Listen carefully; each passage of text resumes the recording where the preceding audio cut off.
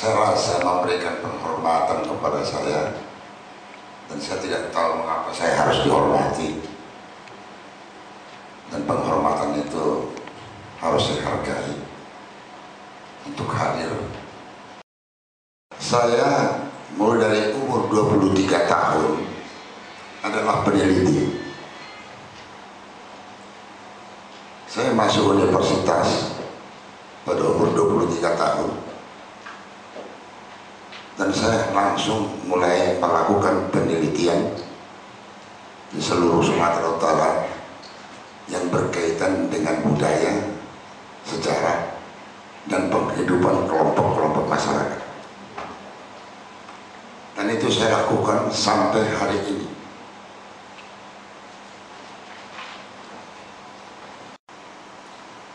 Kemudian nomor 2, hasil daripada penelitian saya mulai umur 23 tahun, saya melihat penghidupan di desa yang sangat sulit. Maka saya mendirikan yayasan. Setelah saya lihat penghidupan masyarakat di desa tertinggal, bahkan sebagian di kota juga susah, maka saya dirikan lembaga sosial untuk bisa mengatur, mengadakan pendataan, mengadakan penelitian, mengadakan sosialisasi langsung kepada masyarakat, kemudian mengatur bantuan apa yang harus diberikan kepada masyarakat secara langsung. Untuk seluruh penelitian ini saya harus menjalani secara langsung 2186 desa di Sumatera Utara.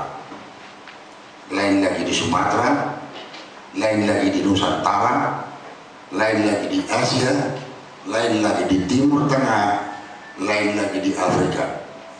Seluruhnya itu sudah saya jalani dalam waktu 40 tahun itu,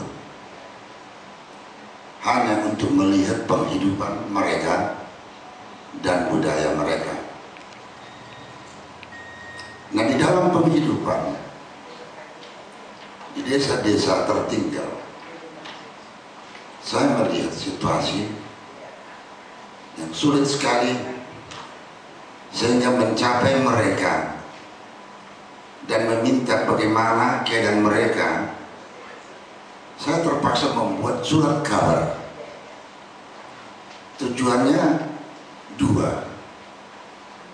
Kalau semua mahasiswa-mahasiswa yang berminat mau masuk ke dalam surat kabar itu, mereka akan saya gaji sambil kuliah, dan kemudian surat kabar ini sampai ke desa terpencil.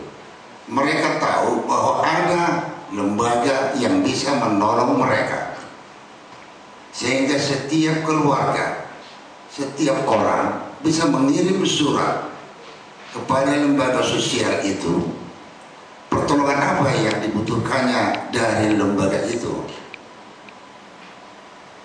Dan ternyata berhasil. Kita mendapat ribuan surat yang meminta bantuan langsung, dan kita berusaha memenuhi permintaan itu.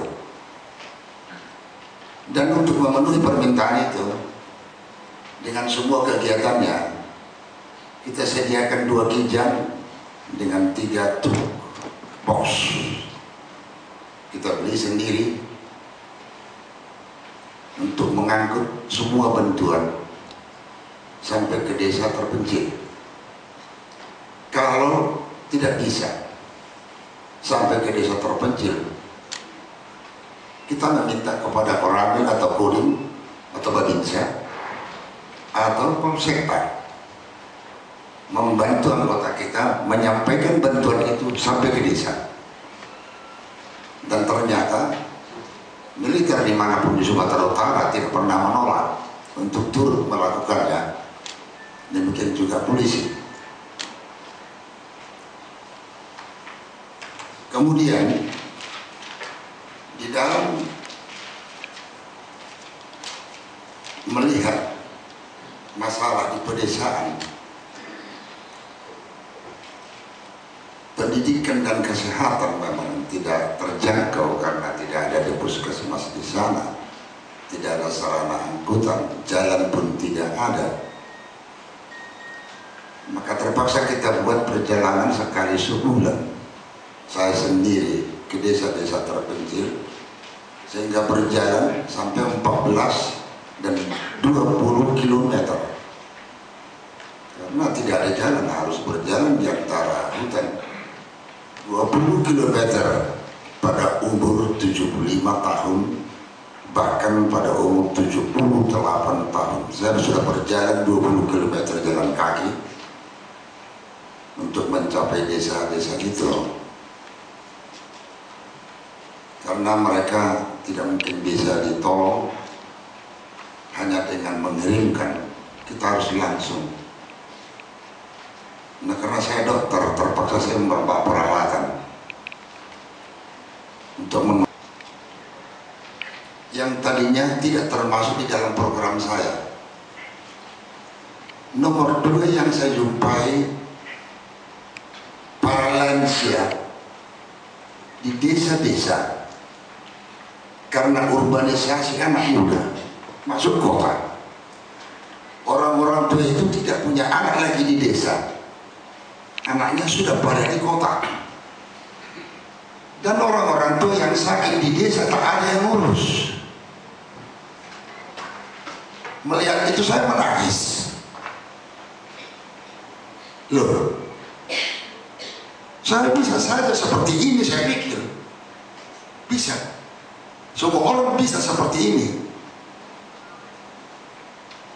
Sejumpai bupati. Nah, di daerahmu ada sekian banyak orang tua yang tidak tahu di mana anaknya dalam keadaan begini. Bagaimana Pak Bupati? Tidak ada jawaban. Tidak ada jawaban. Jadi Sumatera Utara 33 kota dan kabupaten. Kira-kira 400 kecamatan, ya desa, 400 desa lebih. Nah, untuk ini saya berpikir tidak mungkin dibiarkan para orang tua ini, apalagi kalau meninggal. Maka saya sediakan spesial 1 orang di Medan untuk menerima kabar dari para orang tua di desa, para lansia. Itu pun tidak bisa dijangkau karena tidak semua desa bisa memberikan kabar. Dan itu salah satu membuat saya tertarik waktu anak saya Rohana menceritakan ada pertemuan para lansia.